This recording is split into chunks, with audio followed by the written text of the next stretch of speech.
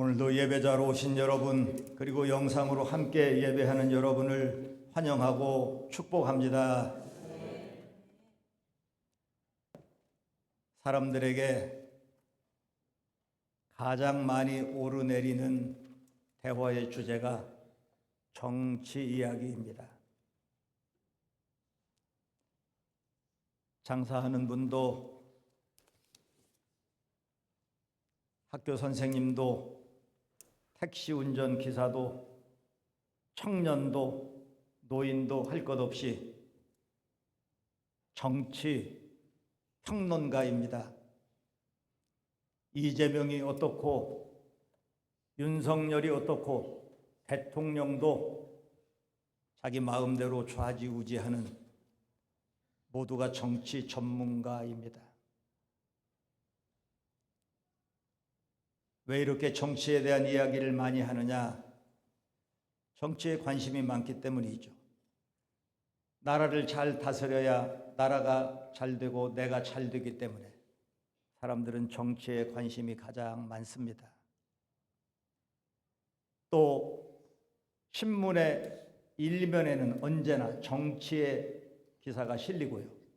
텔레비전 뉴스도 제일 먼저 나오는 뉴스가 정치 뉴스입니다. 이렇게 사람들은 정치에 기대를 하고 정치에 소망을 걸어요.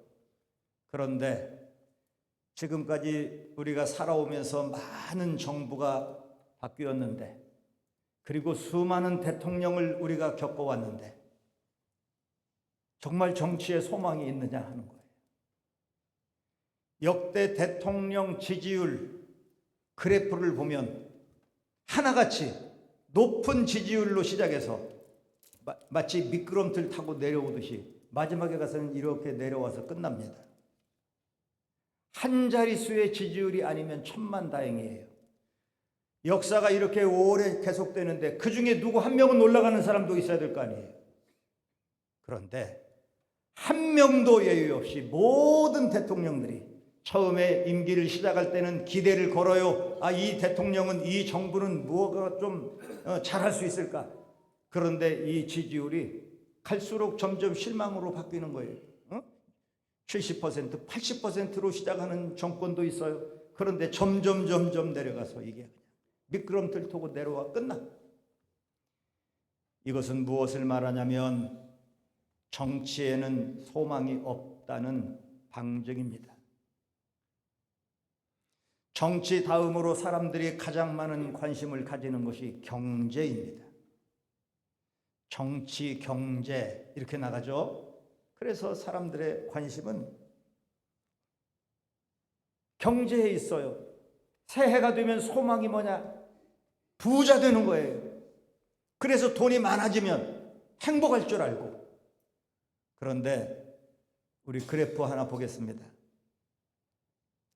저 그래프의 제목이 오른쪽 있는 제목이에요. 경제적 부와 자살의 상관관계 해서 우리나라 자살률 변화 추이를 저렇게 그래프로 해놨어요.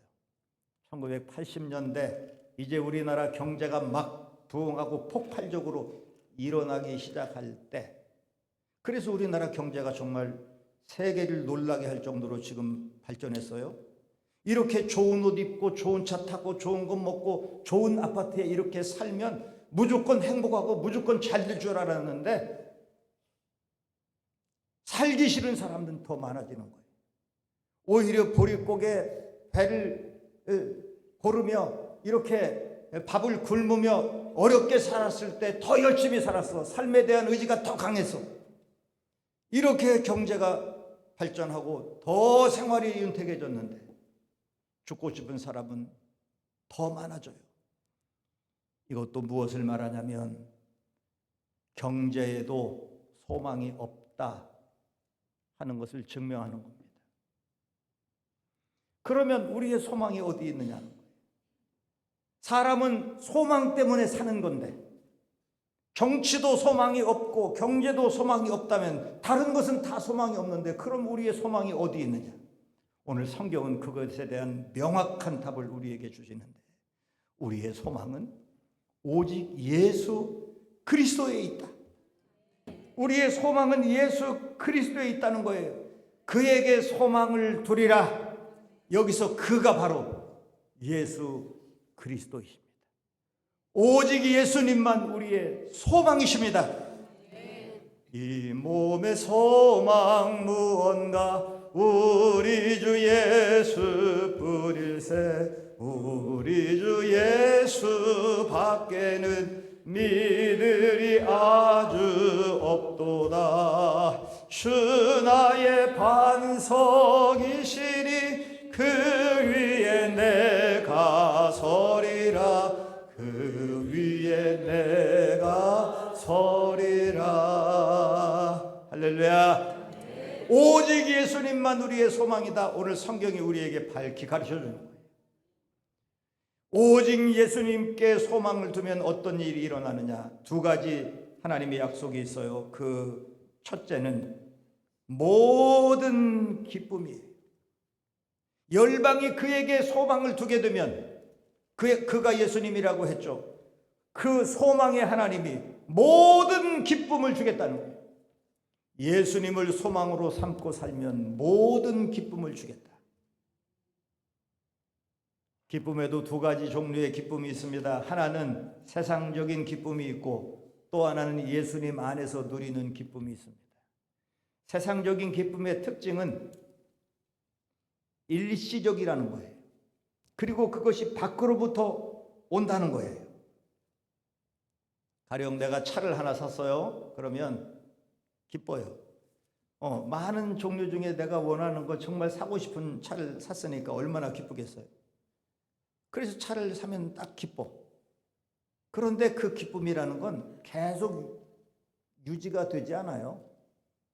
차를 사자마자 비늘을 뜯기기도 전에 벌써 할부값 낼 거 걱정, 새 차 누가 긁으면 어떡하나 걱정, 또 타고 다니다 보면 이거 점점 중고차가 되지, 이거 아주 헐값이 되는 거 걱정, 또 새로 사야 될 걱정.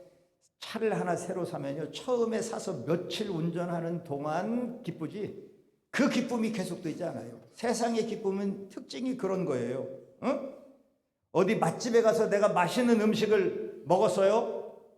그러면 그 기쁨은 내 입에서 음식을 씹는 동안만 기뻐. 그게 목구멍으로 넘어가는 순간부터 벌써 그 기쁨은 근심이 되는 거예요. 아이고 오늘 또 너무 많이 먹었구나. 이거 살찌면 어떡하나 걱정하고. 아이고 이 집에 또 이거 음식값 많이 나와서 어떡하나 걱정하고. 그러니까 세상의 기쁨이라는 건 제가 한두 가지 예를 들었을 뿐이지 모든 것이 다 한순간 기쁜데 그 기쁨은 순식간에 지나가고 뒤에 가서는 그 기쁨이 근심이 되고 슬픔이 되는 거예요. 그러나 예수님 안에서 누리는 기쁨은 근본적으로 달라요. 밖으로부터 오는 기쁨이 아니고 내 안에서부터 솟아나는 기쁨입니다. 내게 샘솟는 기쁨, 복음성가 있잖아요. 내게 샘솟는 기쁨이기 때문에 외부의 환경과 상관이 없어요. 어떤 환경에서도 절대 빼앗기지 않는 기쁨, 이게 예수님 안에서 누리는 기쁨이에요. 스데반 보십시오. 돌팔매에 죽어가면서도 그의 얼굴이 천사의 얼굴 같았더라. 성경은 그렇게 설명합니다. 돌팔매 맞아 죽는데 어떻게 천사의 얼굴로 그 기쁜 얼굴이 될 수 있습니까? 예수 안에서 누리는 기쁨이기 때문입니다. 사도 바울 보세요. 감옥 안에서 쓴 편지가 내가 기뻐하고 또한 기뻐하노라. 주 안에서 누리는 기쁨이기 때문에, 안에서 솟는 기쁨이기 때문에 감옥에 갇혀도 기쁘고 매를 맞아도 기쁘고 밥을 굶어도 기쁘고 억울한 일 당해도 기쁘고 심지어 죽어도 기쁜 것이 예수님 안에서 누리는 기쁨입니다. 여러분, 예수 안에서 누리는 기쁨은 환경과 상관없습니다. 가진 것과 상관없습니다. 어떤 환경에서도 끝까지 기쁜 것이 예수님 안에서 누리는 기쁨입니다. 여러분 평생에 그 기쁨으로 살아가시기를 축원합니다. 또 하나 예수님 안에서 누리는 기쁨은 절대적인 기쁨입니다. 절대적인 기쁨이라는 말은 상대적인 기쁨도 있다 그런 뜻이에요. 그러니까 세상에서 누리는 기쁨은 상대적인 기쁨이에요. 자, 내가 명품 핸드백 하나 샀어요.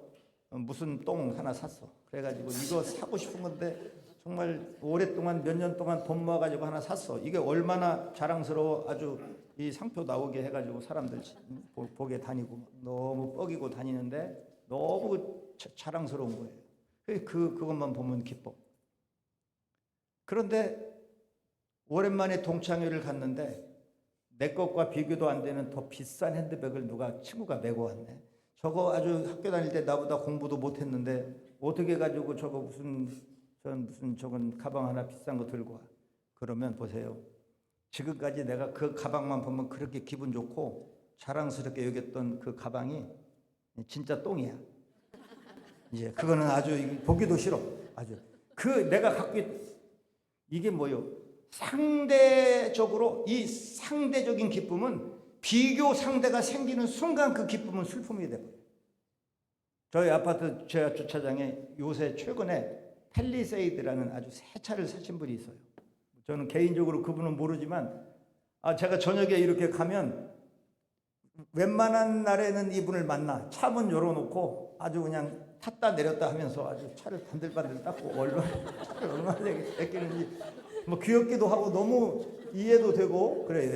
너무 그 차를 좋아하는 거야.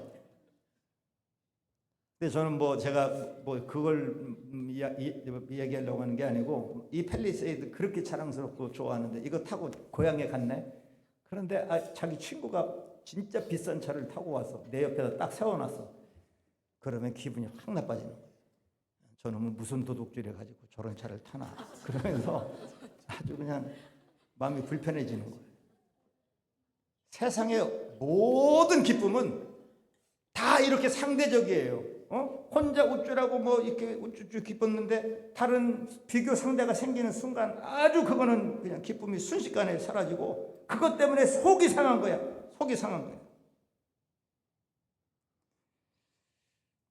그러나 우리가 그리스도 안에서 누리는 기쁨은 상대적인 기쁨이 아니고요. 절대적인 기쁨이에요. 절대적인 기쁨은 비교가 안 되는 기쁨이에요.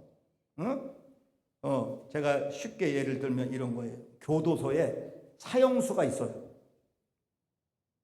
그러면 이 사람은 너무 큰 죄를 지어서 사형 선고를 받고 기다리고 있어. 그런데 사형수가 밥그릇 좀 더 큰 거 교도소에서 받았다고 그게 기쁠까요?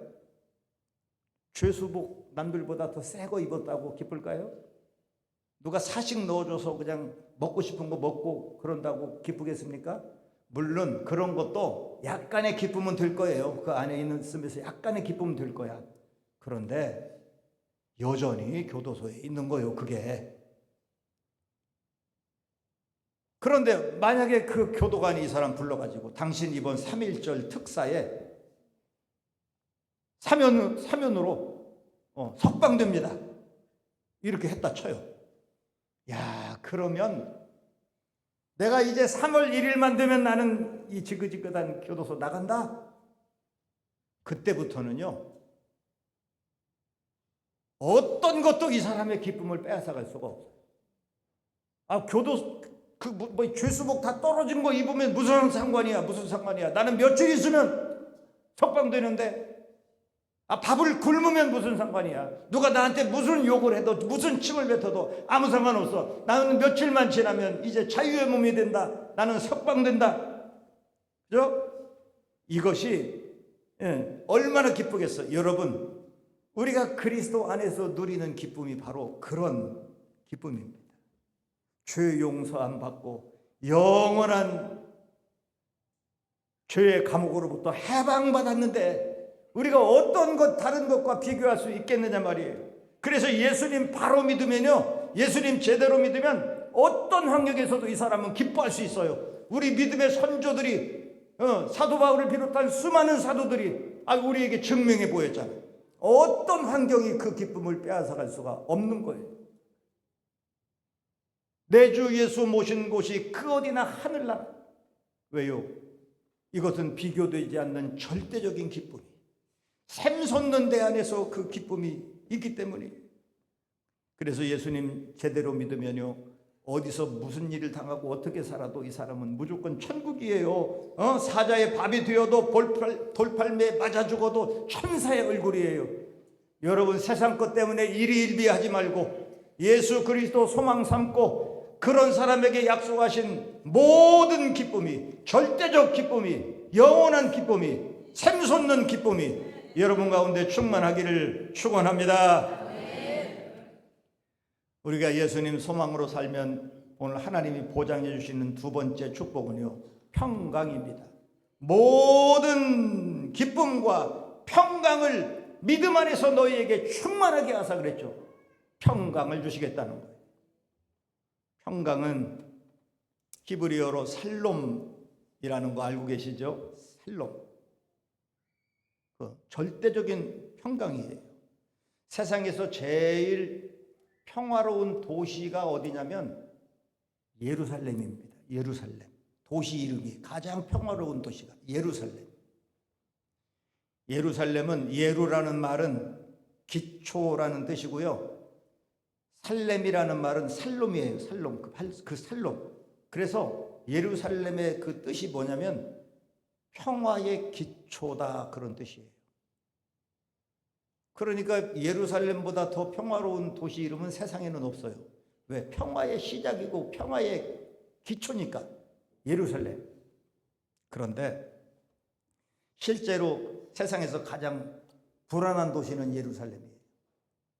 성지순례 가보신 분 다 아시겠지만 저도 가보니까 저는 이스라엘 사람들, 이스라엘은 그 유대인들만 따로 사는 줄 알았어. 가보니까요, 유대인들하고 이 아랍 사람들하고 전부 섞여 살아요. 그냥 이 집에 유대인이 있고 옆 집에는 다른 그 이슬람 사람이 살아요. 그러니까 누가 누군 줄도 몰라. 어디서 폭탄 터질 줄도 모르고. 세상 이렇게 불안한 데가 없어요. 평화의 기초인 이 예루살렘이 여기 솔로몬 성전 터에 뭐 통곡의 벽이 있고 바로 그 옆에 이슬람의 성지인 황금 사원이 또 있고, 그래가지고 전 세계 이슬람 교도들이 거기 순례와 전 세계 기독교인들이 또 거기 가요. 세상에 이게, 그러니까 골목마다 다 총 들고 이렇게 하고 있어. 이렇게 여자도 전부 의무 증집을 해가지고 다 여자도. 그러니까 얼마나 그 도시가 불안한지. 평화의 기초인 예루살렘이 제일 불안한 도시가 되고 말았어요. 제가 우리 노예에서 목사님들하고 처음으로 성지순례를 갔는데 돌아오기 이틀 전에 하마스 지도자가 암살이 됐어요. 그래가지고 전국이 얼마나 불안하고, 가는 데마다 그러다잖아도 너무 불안한데 빨리 이 나라 떠나고 싶어, 그런 생각이었어요. 그런데 지도자가 암살이 됐어요.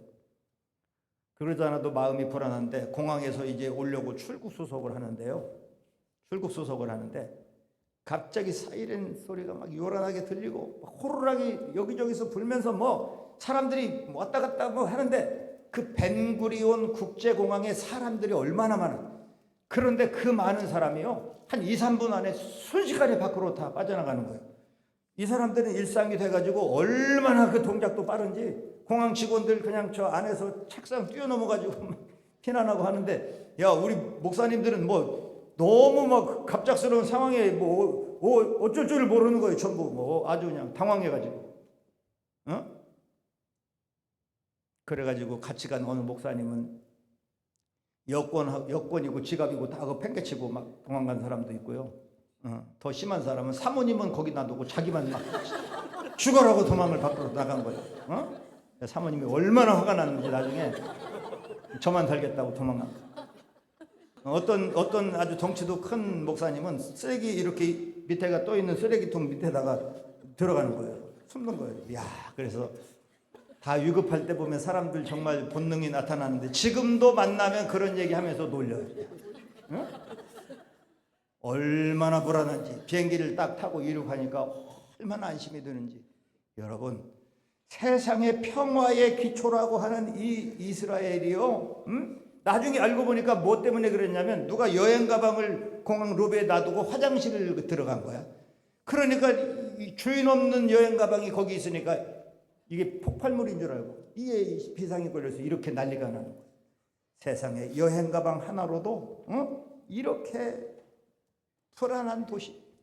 이 싸움은 뭐 10년, 100년, 1000년 전 싸움이 아니고 거슬러 올라가면은 이삭과 이스마엘부터 그 아브라함의 그 아들인 또 서자인 이삭과 이스마엘부터 시작된 싸움이 수천 년 내려와 지금도 싸워.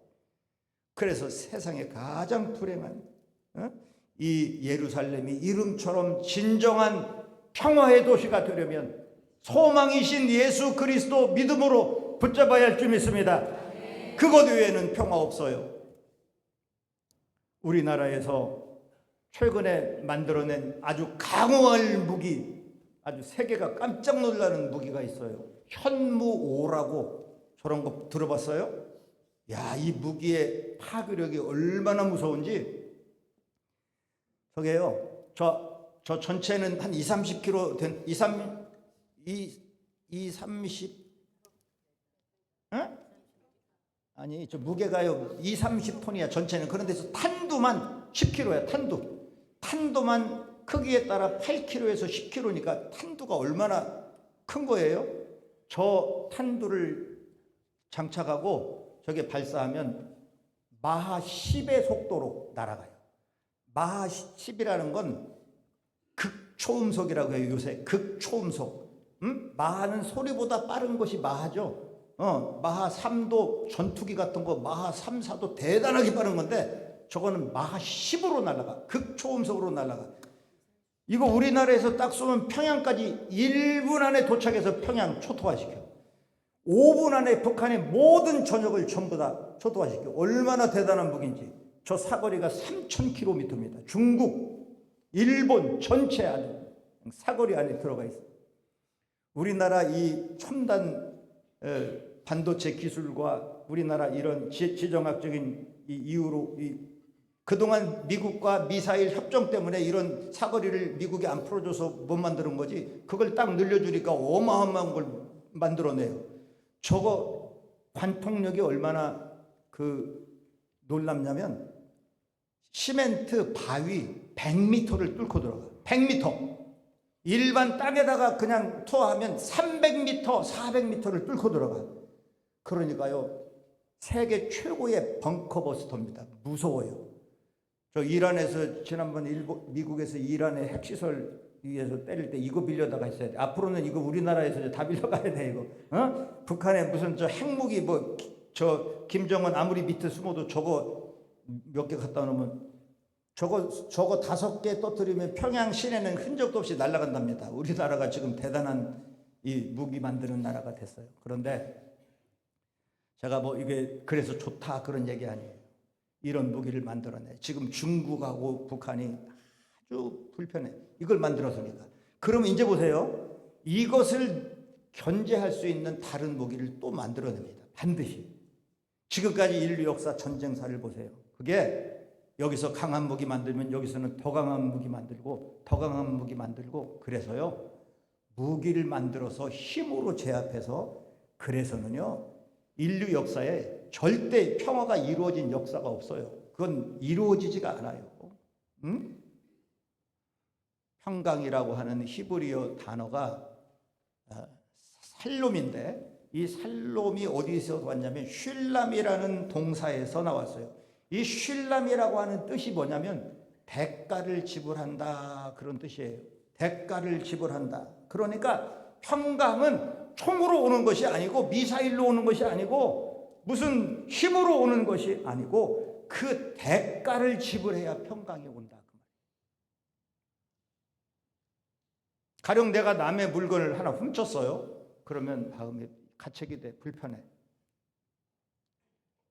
이 불편함으로부터 평강을 얻으려면 훔쳐온 물건을 갖다 놓던지 아니면 물건 값을 내가 충분히 해가지고 돈으로 주든지 아니면 내가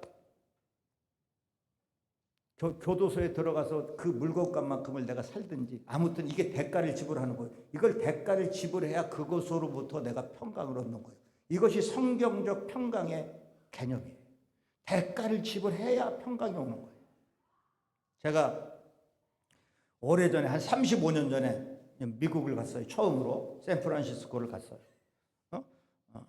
그래서 그 중국인 식당, 저 호텔, 너 잘생긴 얼굴 보다가 내가 좀 헷갈렸다.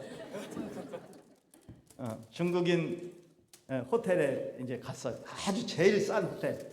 시애틀에 일행이 갔다가 저는 시애틀에서 혼자 샌프란시스코를 갔는데, 가가지고 중국집 식당에 저 호텔에 아주 흥정해서 뭐 25불인가 하루에 제일 싼 집, 싼 방 차이나타운에 가서 이제 묵게 됐는데, 호텔에서 이렇게 창문을 밖에 쳐다보다가 저녁에 쳐다보다가 고개를 딱 돌렸는데, 아니 이 안경 이 모서리에 이 호텔 유리창이 맞아가지고 유리가 왕창 깨졌어요. 그런데 얼마나 이게 제가 참 지금처럼 카드를 쓸 때도 아니고 무슨 아무 때나 막 공중전화 이렇게 할 때도 아니에요. 35년 전만 해도 옛날이야. 가진 돈은 별로 없는데 큰일 났어요. 이거 호텔 주인한테 얘기하면 돈 많이 내놓으라 하면 이거 어떻게 그걸 갚겠어요? 어떻게 하겠어? 그래서 고민을 밤새 잠을 못 자고 고민을 하다가 새벽에 일찍 일어나서 살금살금 해가지고 도망갔어요. 안 걸리고 나왔어. 안 걸리고 나왔어요. 그런데 문제는 그때부터 걱정이 땅이 꺼지는 거예요. 야, 내가 이렇게 안 걸리기는 했지만 이 중국 사람 진짜 짠 사람 어디다가 경찰서 신고하고 내가 그 여권에 다 이렇게 기록했는데 공항에 가서 비행기 탈 때 딱 걸려가지고 교도소로 가는 거 아니냐. 얼마나 걱정이 되는지. 한 일주일 제가 샌프란시스코를 혼자 여행을 하면서 그게 얼마나 걱정이 되는지 아주.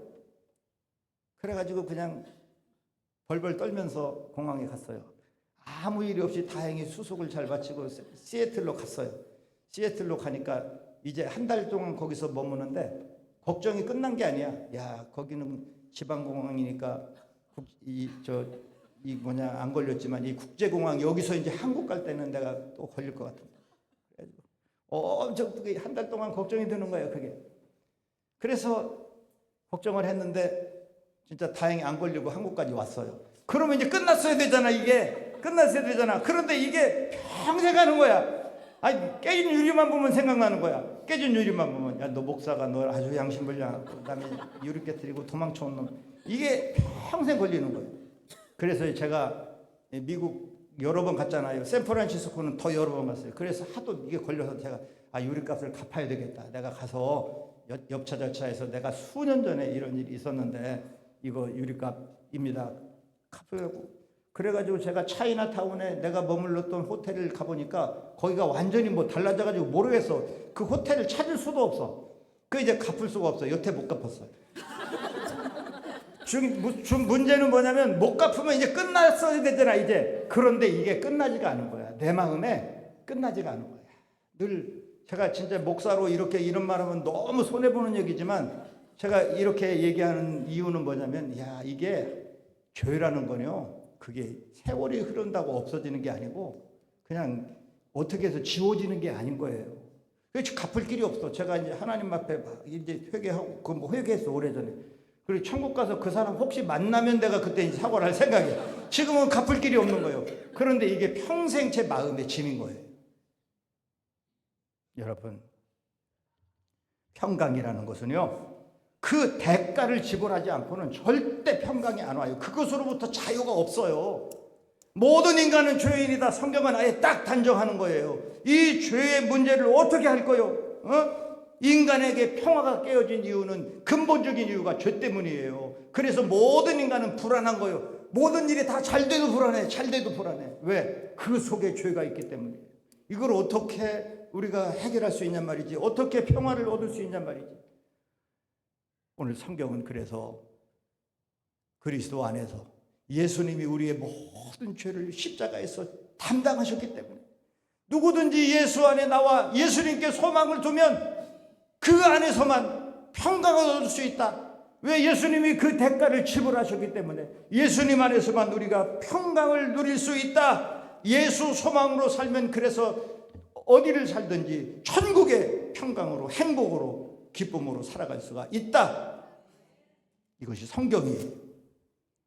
사랑하는 성도 여러분, 온통 불안한 세상에 우리가 살고 있지만 우리가 예수님 안에서 오직 예수께 소망을 두고 살면 하나님께서 우리에게 보장하신 모든 기쁨과 그리고 절대적인 평강, 넘치는 평강, 대가를 지불해 얻을 수 있는 그 평강을 예수님 안에서 누릴 수 있다는 걸 확신하고 여러분 남은 평생에 세상의 소망이 아닌 예수님 소망 삼고 그 안에서 천국 당겨 사는 기쁨으로 살아가시기를 축원합니다. 하나님 아버지, 오늘도 하나님 말씀 마음에 잘 새겼습니다. 오직 예수님 소망으로 삼게 하시고 그 안에서 약속하신 모든 기쁨과 평강을 누리며 천국 행복으로 살아가게 하여 주시옵소서. 예수님의 이름으로 기도드리옵나이다. 아멘.